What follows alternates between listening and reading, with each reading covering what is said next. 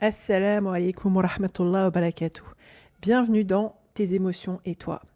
Les capsules de l'émission Se traiter en première classe. Je suis Émilie Antoine, psychologue musulmane, spécialisée en introspection et gestion des émotions. Ici, on part du principe que se traiter en première classe, ce n'est pas un caprice. C'est juste la base pour rester à peu près saine d'esprit dans un monde qui nous sollicite H24. Dans ces capsules de podcast, on va parler de tes émotions de la vraie vie. Celles qui débarquent entre deux machines, un message WhatsApp de la belle famille, une remarque mal placée ou pendant une invocation faite la gorge serrée.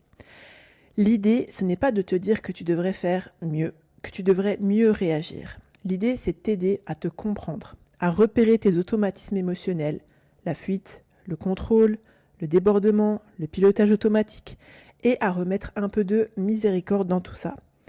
À chaque épisode, on zoome sur une situation concrète. On la décortique avec la psychologie, l'humilité, l'espoir, le réalisme, et je te laisse avec une petite piste d'introspection, Inch'Allah.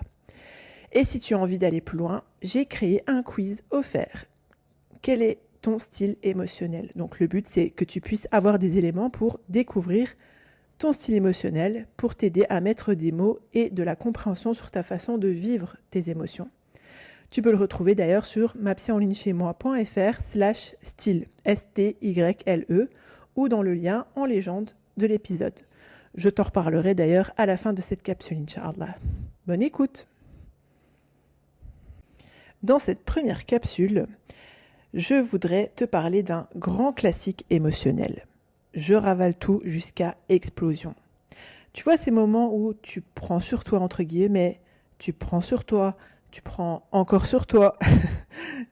Il y a la version aussi, je me fais violence, entre guillemets. Et puis un jour, ton mari met la mauvaise cuillère dans le mauvais tiroir, ou pire, pas dans le tiroir du tout, tu connais, où ton enfant de 15 ans renverse un verre d'eau, et là, c'est parti. Le volcan intérieur entre en éruption. Objectivement, tu sais très bien que c'est pas juste la cuillère ou le verre ou le tiroir. Mais sur le coup, c'est un peu comme si c'était plus fort que toi. Les larmes, la colère, la voix qui monte. Ou au contraire, tu te tais, tu te renfermes, tu claques la porte. Et tu passes en mode « laisse tomber, j'en ai marre ». Option, ça sert à rien de parler. Et souvent, après, tu te juges. Pourquoi j'ai réagi comme ça ? Je suis vraiment excessive, j'exagère, je fatigue tout le monde. Si tu te reconnais dans ça, déjà, prends une respiration. T'inquiète. Ça arrive à beaucoup plus de femmes que tu te le racontes. Influenceuse, Insta compris, ok ? Mais t'as simplement appris à gérer tes émotions en mode « je ravale pour survivre » / garder la face. Jusqu'à ce que ton système dise « stop ». Et si on traduit ça en langage psycho très simple, ton système émotionnel, il fait un peu ça. Premier inconfort, tu te dis, allez, c'est pas grave, ça va aller, Inch'Allah. Deuxième inconfort, c'est bon, on va pas en faire une histoire. Troisième, quatrième, cinquième inconfort, tu continues, t'encaisses, tu, entre guillemets, prends sur toi. Tu te fais violence, tu connais toutes ces expressions, tout ça. Sauf qu'en coulisses, eh bien, ton cerveau, lui, il enregistre tout.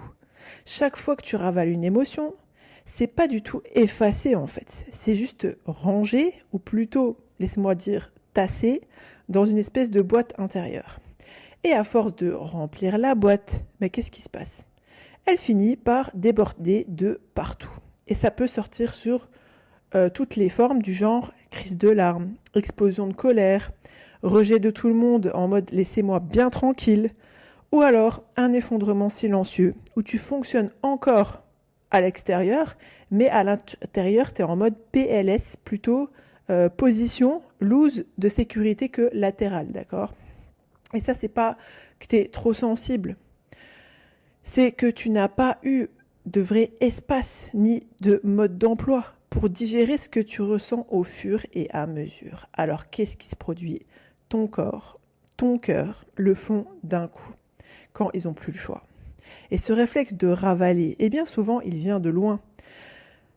Peut-être que tu as grandi dans une ambiance où, entre guillemets, on pleure pas pour ça, arrête ton cinéma, arrête tes caprices, tu fais des histoires pour rien, Tu es trop sensible.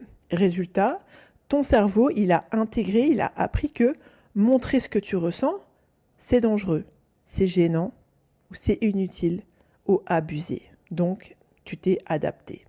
Tu as appris à minimiser. C'est ce genre de phrase, c'est pas si grave. À relativiser de force, en mode il y a pire, ou à tout garder pour toi. De toute façon, personne ne comprendra. Et j'ai vraiment envie de souligner quelque chose. À un moment de ta vie, bien sûr, ce mécanisme, on va pas se leurrer, il t'a aidé. On va pas se mentir, il t'a permis de te tenir dans un environnement où tu n'avais peut-être pas la place d'exprimer ce que tu vivais. Mais le problème, c'est qu'aujourd'hui, en tant que femme adulte, avec ta vie peut-être de mère, d'épouse, de professionnelle et surtout avec ta spiritualité, eh bien ce mécanisme il devient épuisant.